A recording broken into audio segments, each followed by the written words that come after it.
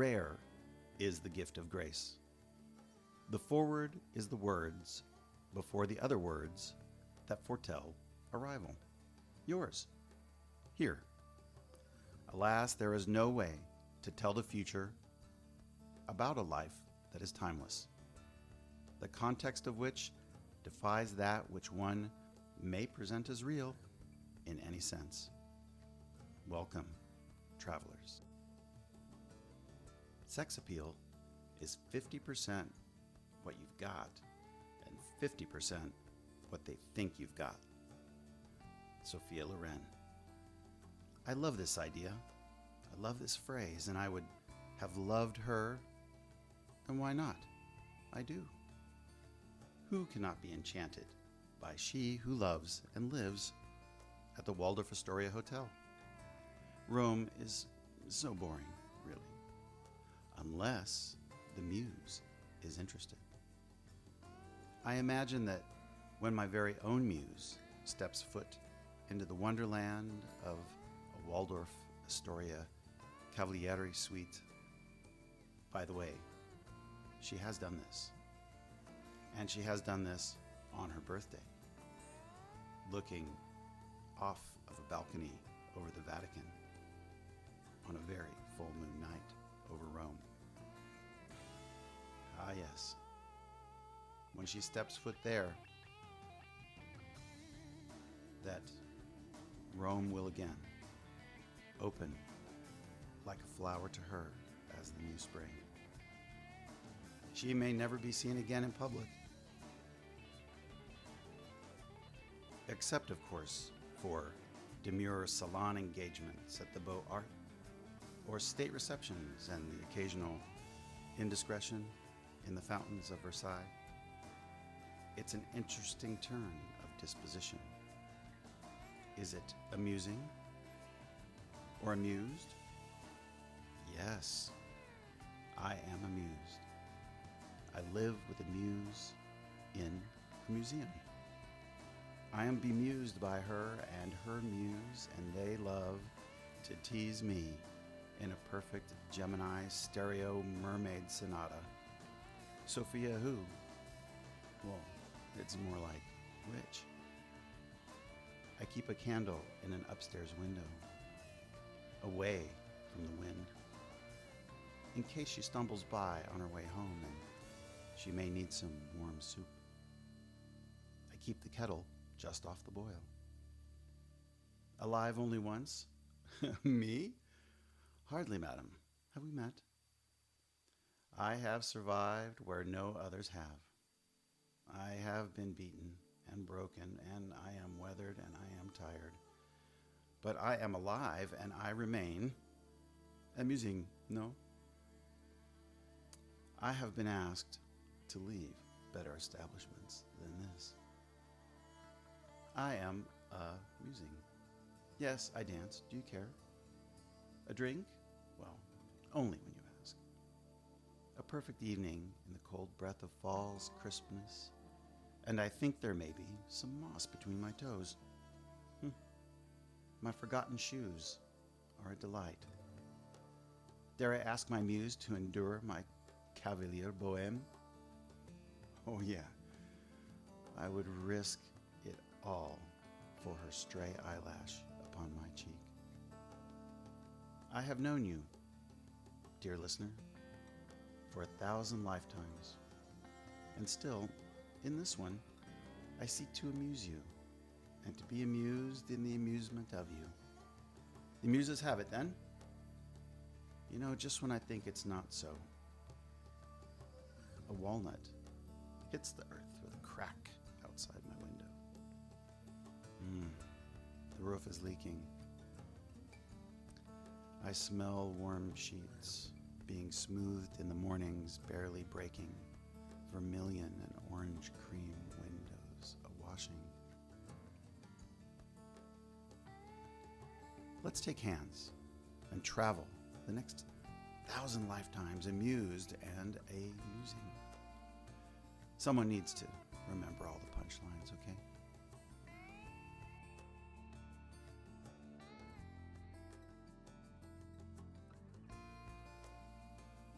Good morning. I love you. It's what I say every morning. Yes, every morning. I usually wake before her, even if by a few minutes. Her hair falls to her pillow and into half of her face, and I find myself forgetting to breathe.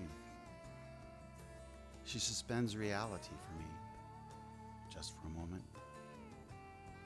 When she opens her eyes, and as her senses come online, I always whisper to myself and to her in my most clear and gentle voice. Good morning.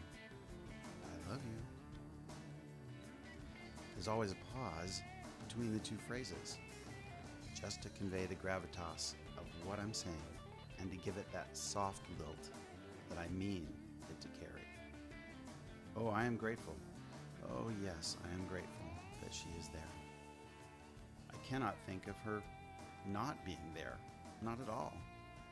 As you, the listener, shall see in this show and in this work, this will be an exercise in love that two can share. And in this sacred reciprocity, all of us can participate.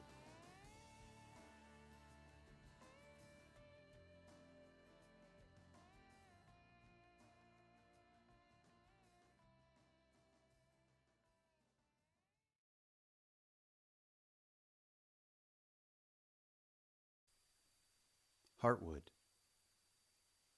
Not a sapling, a willowy green youth, yearning to flower, to be, to rise, to shoulder the sun's love. Spread your seeds, malleable to the fickle wind, ever bowing to nature's mastery. Not an ancient with a frail center, to give way with the next breath, pithy, pitted, and hollow. Forgive and yield to return in grace. Move to the edge of the sun's shadow, shoulder to shoulder with your seed, malleable to the fickle wind, ever bowing to nature's mastery. The balance, the fulcrum between the worlds of verdant rise, mushrooms under fern, now risen and complete, under full bloom, malleable yet resilient, to the fickle wind, ever bowing to nature's mastery. The heartwood, the center, the core, the overflowing abundance that is the center of the masterful life, lived at this time and in this place by this human being, and with you, beloveds, ever bowing to nature's mastery. How do I respond? What must I choose? What shapes must I make? What is the color of my heartwood now that I find myself in that maturity, here and now, ever bowing to nature's mastery? I have received the invitation to the abundant table, made of heartwood, offered of my ancestors and given to a life now of service, this richness of giving, ever bowing to nature's mastery. May I listen to the whispers of the wind through my branches. May I know the destiny of my bones. May I know the flow in the sapwood and sense its rhythms. May I provide the heartwood for my beloved's table, that they may behold the strength of my offering as an ancestor. Porcelain. When she came to me, she danced. I could tell it was her by her laissez-faire, couldn't possibly care. Her delicate dancing, Golden light plays across her, falling randomly perfect.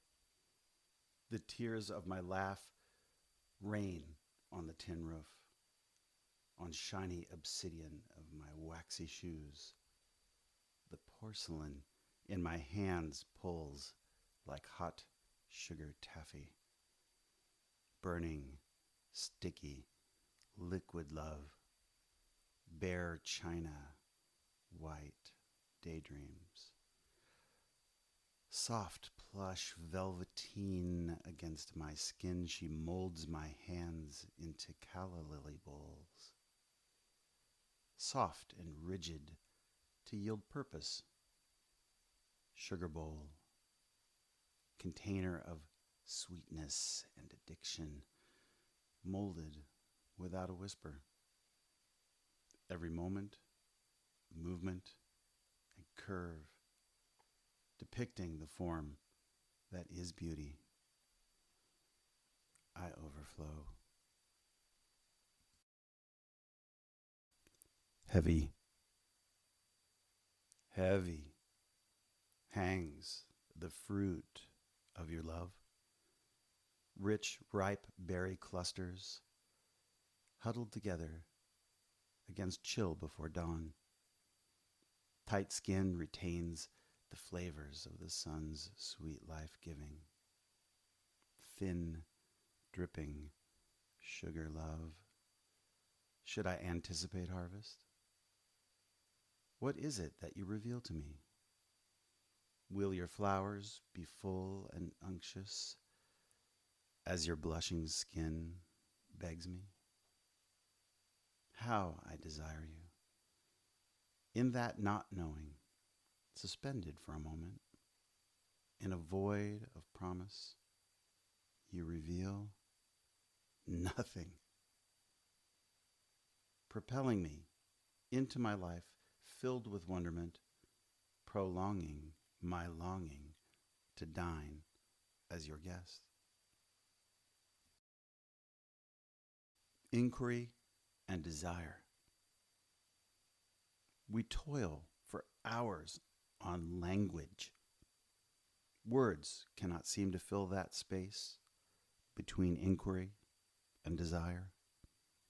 Coffee nor wine can extract me from the place where I entered until I see your face. Then it comes, inquiry comes, not like a question, but as a stone in my shoe. Cherry stone in my shoe you are, restless, desirous of flavor and texture to love and life as we are. Form is the answer. Into service, service to me, you, and we.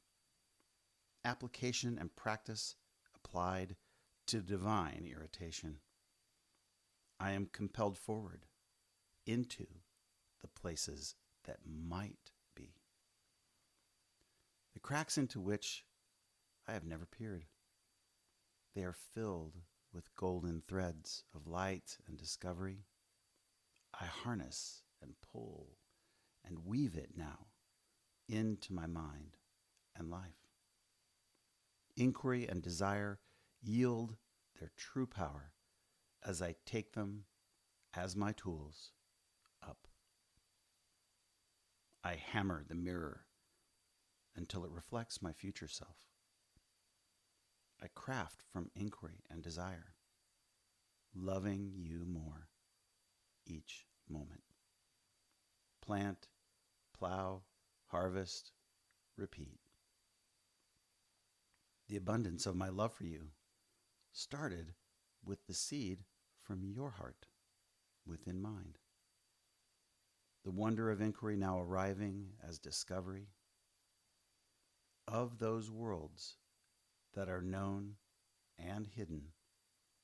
The arrival at place in which my love for you is so revealed that I hope to lose it again, only to find it again and again and again and again. Oh, I hope that I never arrive. What is color? The reflection of the light observed fails you. Hue has no scale to master subtle tones. Love's glow drapes your cheeks and hands. Vibrancy is a liar. Its saturation does not reveal tenderness and frailty in heart and soul, shimmering in moonlight on your face. In the apricot moons of spring, I feel your skin. The hand of Creator writes on you. Poems in teal, pink, and burnt bone black eyeliner. Color is form, manifest of divinity. You are my living spray, crashing ocean wave. Flowers scattered in windy afternoons, you create in me my ability not to see, but to perceive.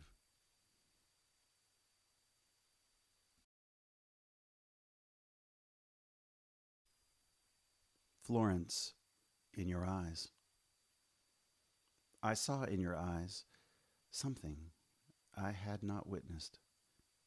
Just this morning you wept, your eyes, ever green and clear and perfect, filled with water from the well of another man's heart. There in the square, your eyes reflecting the cold marble. Golden, filigreed stance you stood and stared and stood, filling and emptying yourself of energy that is timeless, unique to you, in that only you know its power. I watch you, helpless to defend. Not that I would. I see you reach for him, but not for the love of touch. I see your desire to inhabit his mind and hands for a millisecond and transcend.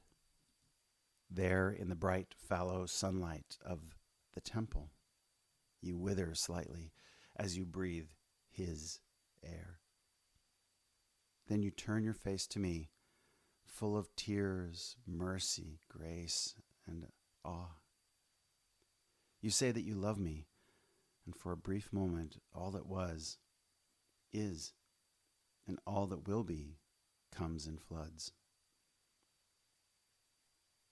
Eclipses his suns, his moons, and his heavens of line, as you are mine to behold, to cleave unto. There is no greater gift to any person than that of love freely given by another. I understand his intimations and whispered promises. Tante grazie, Mr. Buonarroti. When I write, it's of you. When I tell, it's your story. When I dream, you are there. When I eat, I taste you. When I wake, I see your face. Into my life, you have become my world. Into my world, you have become my life. Be my life, my breath, my light, my wife. Bad weather. I feel you coming on like bad weather. Weather me. Hold on tight, love. I am salty. I wash your feet with my tears of gratitude while lashing you with acerbic tongue. Set fire to your altars, yet your feet will not touch the ground. My lips bleed your words. Bitter sugar pill, how can I not love you? Blessings for all that you are, I see infinity ahead. You are eventuality. I miss that place, there in the corner where your guitar hangs. I saw the reflection of your face there once in the candlelight. You have wounded me with truth. Reveal my core, but be aware how deep you dive. I am polarity.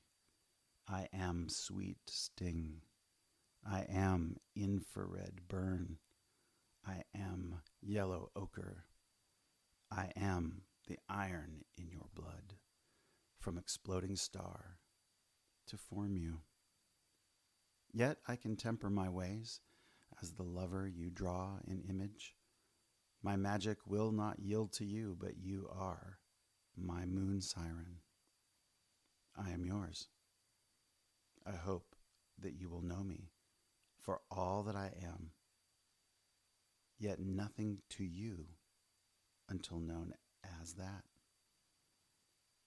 Dear enigmatic princess, somehow, always, yet forever, I am at your leisure. Chrysalis. Nothing can hold you, not for long.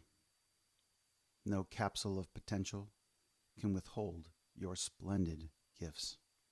Your nature captures entropy. The alchemy of fleeting moments, now collected fragments of gathered bones, into flowing ribbons of love waving in the afternoon sunlight. They draw my eye now. They ask my hands to chase your honeyed curves, catching drops of morning dripping from the night's caress. You evoke, evolve, and burst from bud to blossom beneath my warm kiss. Emerge now, tender one. Expand into my love and your fullness.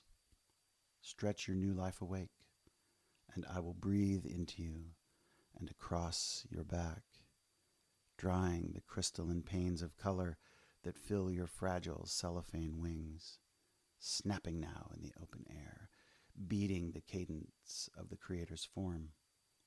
Alight and fly, cause a pause in those that experience you.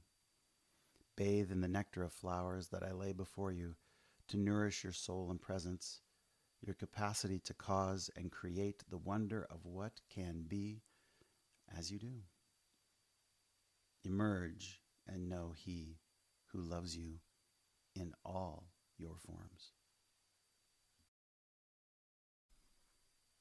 Paris. There's a certain something in and of that one energy that is spoken of in quiet and hushed tones about the lover you met in France. The spirit that collates and captures, gathers, and becomes. It's Paris. A singularity of form and method, of mystery and antiquity, unlike any other that be called the same. Not so much the macaron, the café or salons, not at all the brasserie or rosé in the summer. Not the Louvre, the d'Orsay, or the l'Orangerie. Not in the slightest the Seine, or perhaps a languid picnic. Not in the bookstore or antique galleries. Certainly not in my favorite seat at the La Croiserie de Lila. Ah, mon cher, it's you. Now Paris has revealed its deepest secret. I know now what cannot be, but only dreamed. Not painted, nor imagined in paint or sanguine charcoal. Now I know what cannot be spoken of or known without the knowing of you. How you move within this place, in your time and at your pace. Surreal and sublime beauty formed and created for Paris, by Paris, in Paris. Such is Paris. You are Paris. I am the president of a fan club. It has one member. Yet this is a vast organization containing countless eons of time, unfathomable reaches of infinite space, a shift of being and conscious awareness in the very meaning of a living being that is one, me. Yet it vanishes. Before you have heard these words, and no trace of it remains in ether or void, in potentiality nor reality. When I first heard of that which could be you, I said it was not true. Yet I was swept in towards an adoration that I could not understand. Feverish and wild, race and pace, pulse and dance through my being, I searched for the life in me that begins and ends in you. With outstretched hand, longing truly for the quantum traces of you in the stars. Rattling the iron of the cold expansion, shearing the fabric away from the windows of time, begging the catalyst to induce the flow across the vapor of space and no space, but this place and my time and this moment in it. I have billions of entities at your command. In every cell that composes this container of stars, and of its torn, broken, and entropic nature. Rising now to meet the very idea of your touch. Dream of, in your glance, that kiss in a created possible future that will hang like a lantern to travel by in the darkest nights of soul. I applaud you. I adore you. I sing your chorus, verse, stanza, repeat, chant, chant, chant. I publish you, write you, and think you. I breathe as if it's your neck at my muzzle, intoxicated by citrus and rose-scented sweet sweat. If by chance you wish to join me in this club, your application has been declined. This fan club has one member.